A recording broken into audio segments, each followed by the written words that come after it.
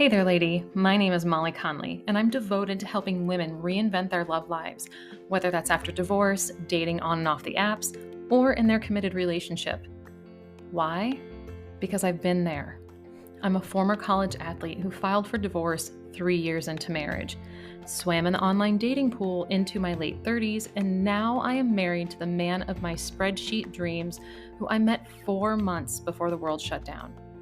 As a dating and relationship coach, I help my clients shift the focus from being obsessed with finding Mr. Right to shifting to herself as Miss Right Now.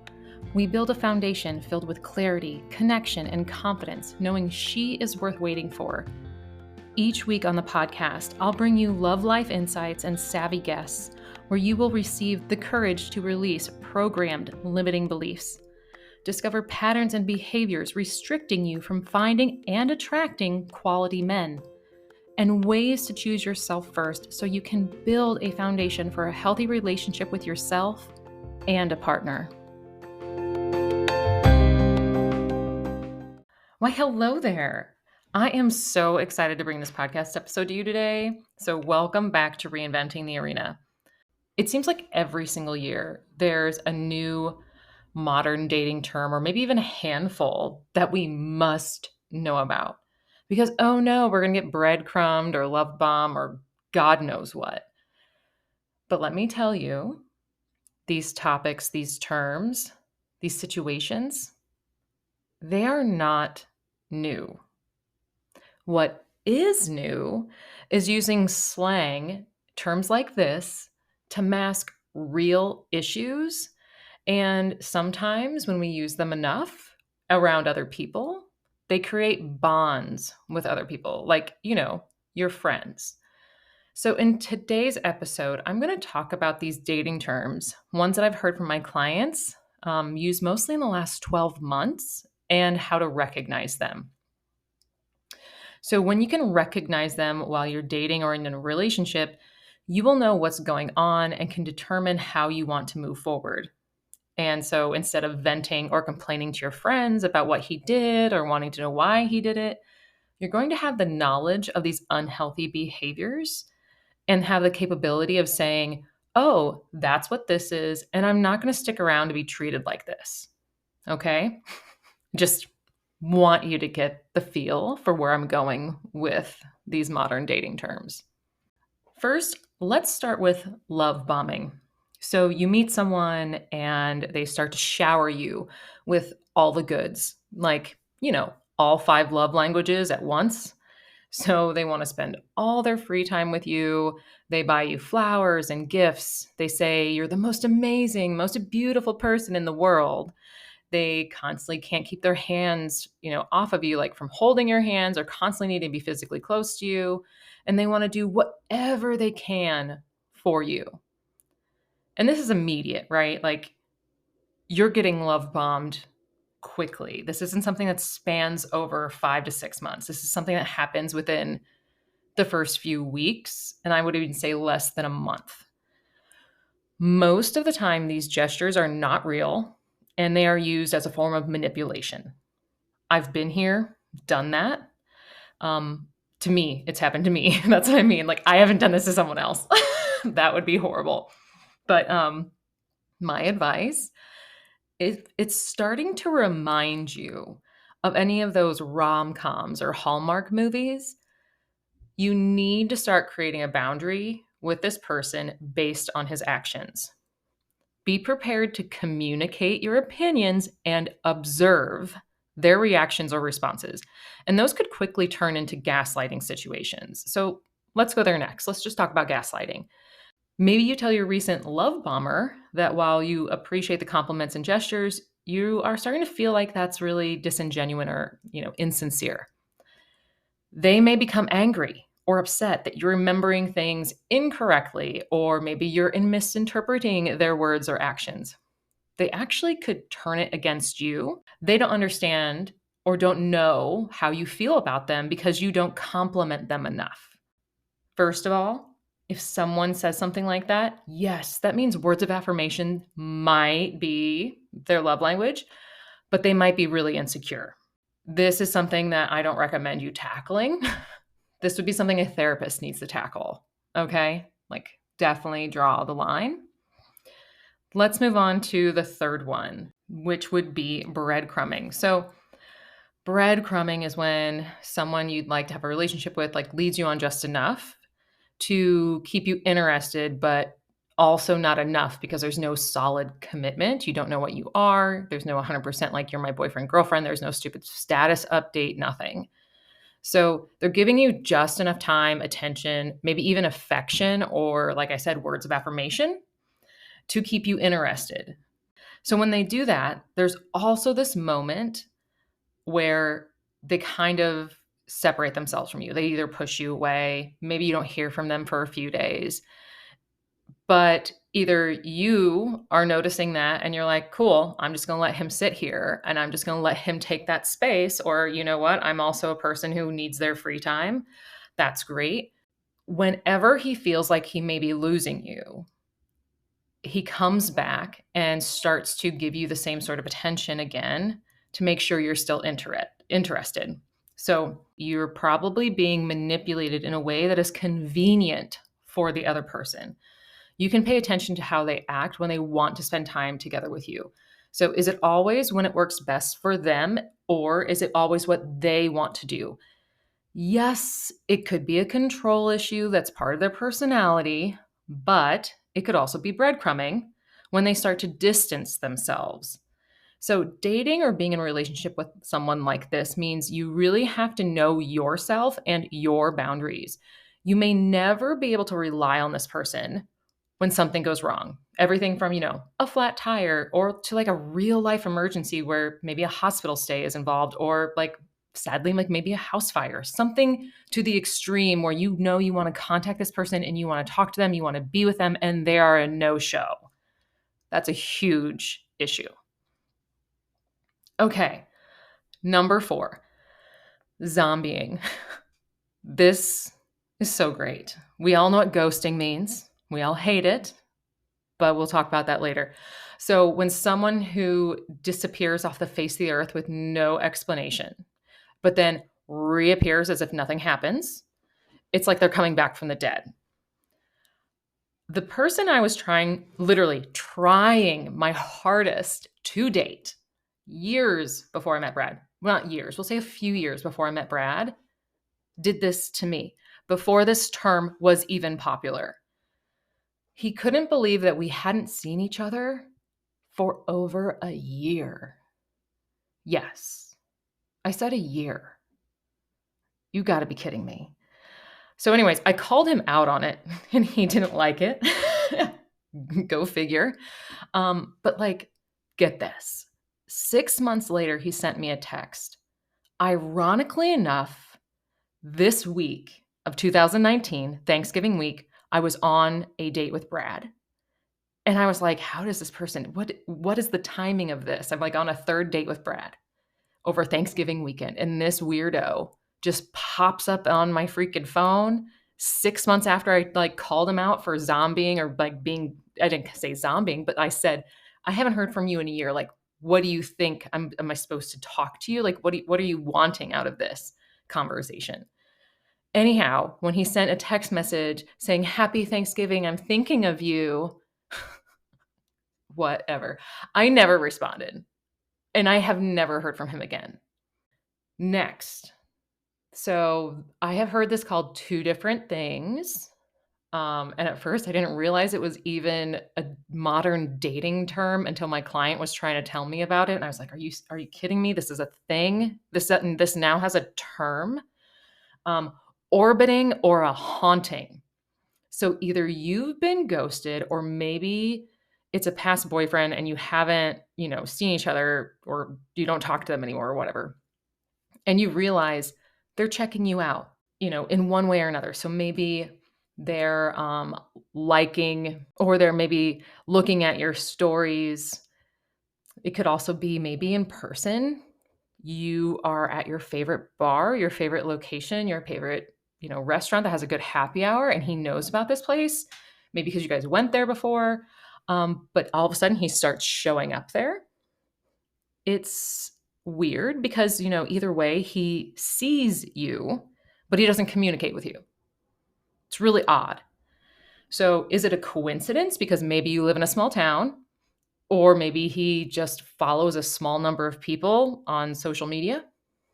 Or are they checking up on you to see how things are going and making sure you didn't forget them?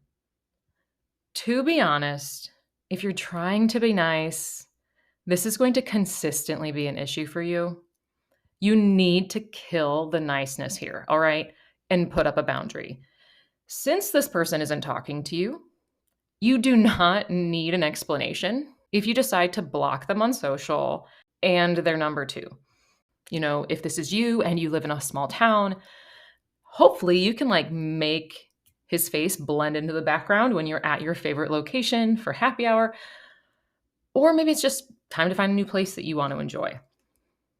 Okay, so the next 3 are somewhat new to me, but I'm including them because I find them somewhat interesting, and the last one kind of made me laugh. This one is called pocketing. This is when you are not being introduced to his friends or his family months into a relationship or spending time together. This might be a time for you to start to question what's really going on here, because this person is only available, like I kind of mentioned before, when they want to hang out. But when they do want to hang out with you, they don't want to have any public,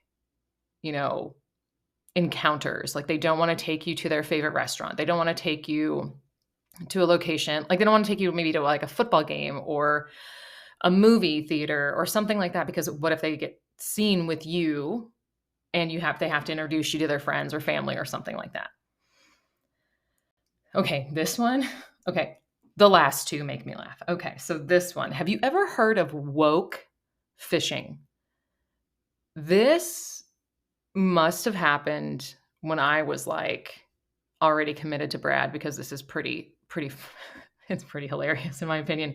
So it's when you date someone, or when you've gone on a date. We'll just start there. It's maybe you go on a date with someone and they are very interested and seem really well versed in the political and social political issues that are going on in the world, and especially the ones that you seem to care about. When this happens, you really need to test the waters. So make sure to fact, FACT, check his resources.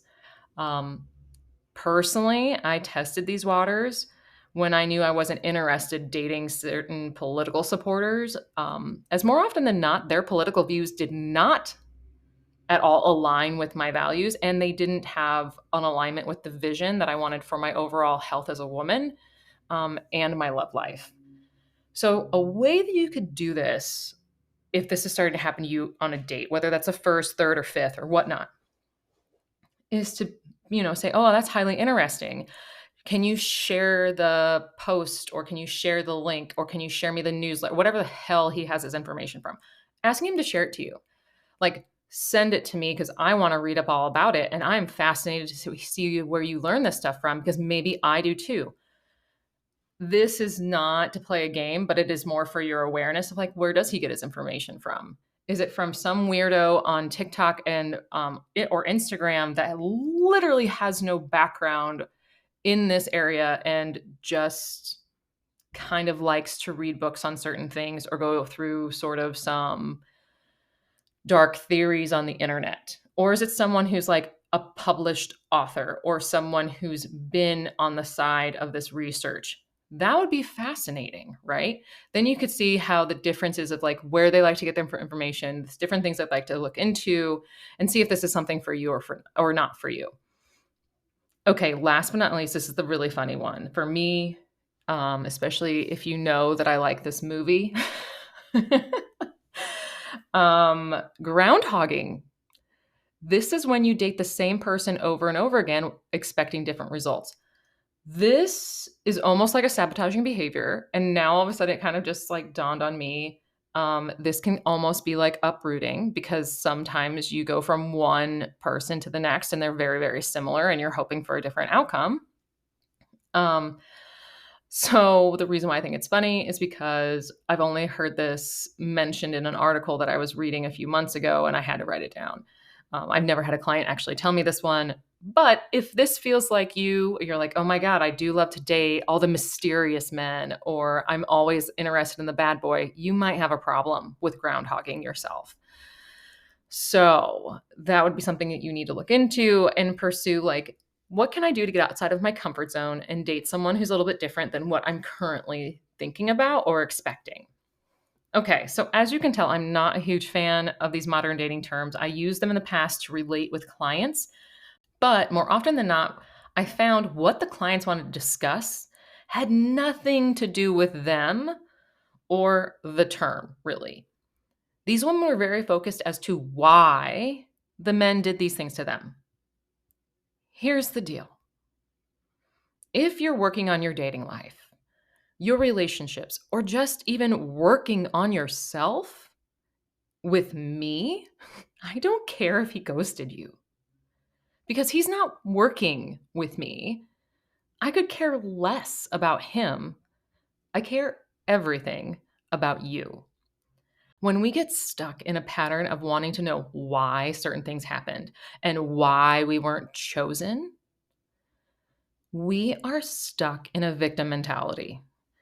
We feel so bad for ourselves that we throw our own pity party.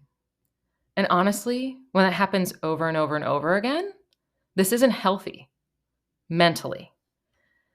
It keeps you playing small by discussing how he treated you over and over and over again versus what do you want and what do you want to do about it? What do you want in your love life? Like, what type of man do you want to date? Like, those are two different areas. Discussing him, discussing you. Using these modern dating terms not only keeps you stuck as the victim who can never leave their own pity party for good, but it normalizes the behavior, okay? As I mentioned in other episodes, between 70 and 80% of people ghost others on dating apps. You do not have to be one of those people. You can set a new standard for how you treat others without expectation of getting the same sort of treatment in return. Remember, other people's actions doesn't say anything about you. It says a lot about them. If someone doesn't have the decency to tell you that they aren't interested in a respectful way, they weren't going to make a good partner for you anyways. One of the most important components of a healthy, long-term relationship is communication. If they cannot communicate that they don't think it's going to work between the two of you, then it never would have happened in the first place.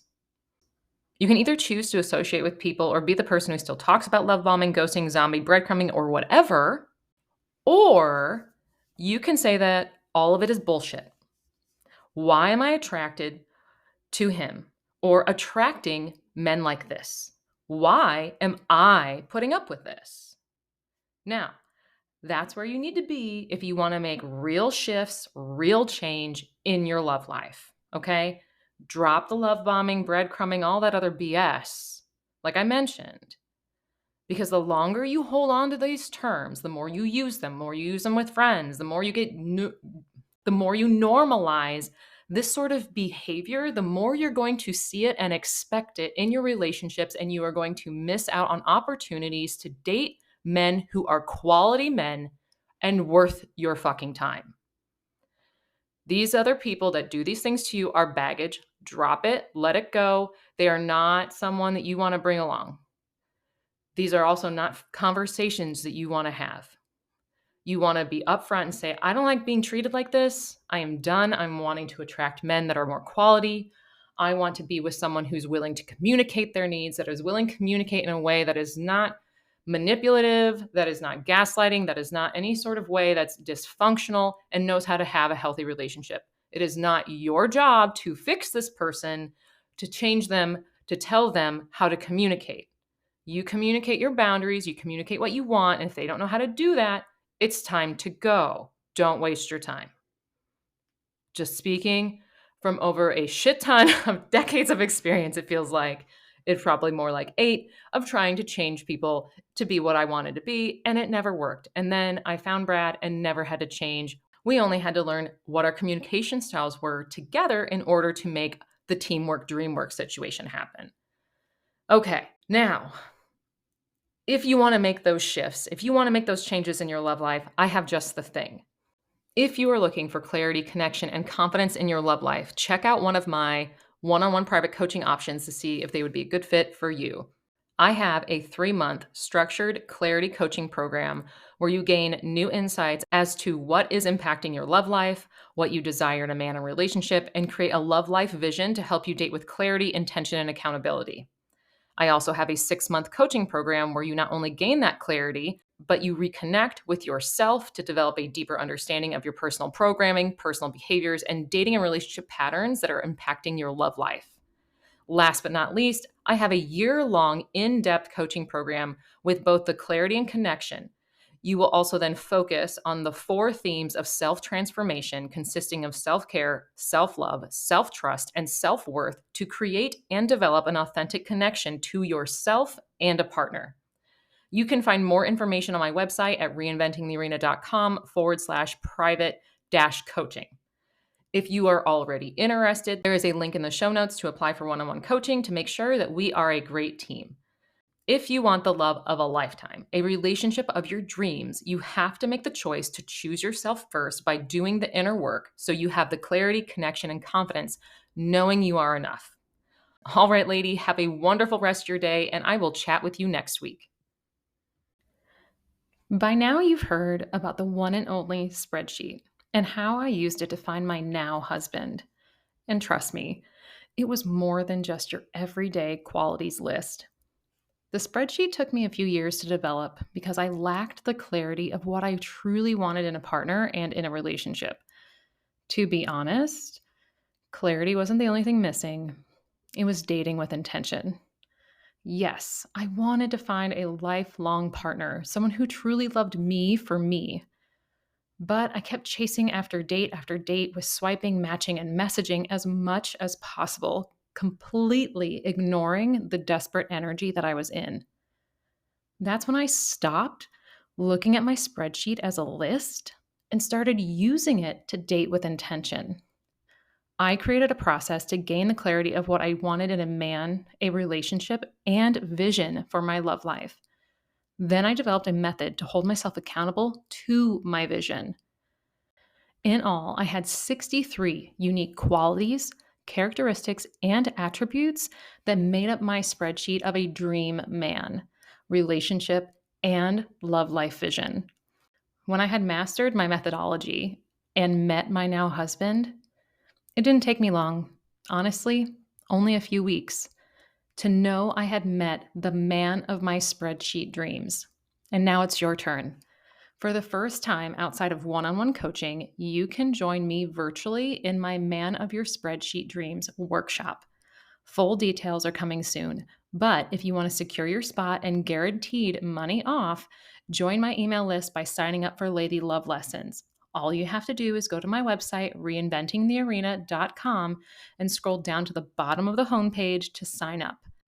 I can't wait to help you create your own spreadsheet so you can find the man of your spreadsheet dreams.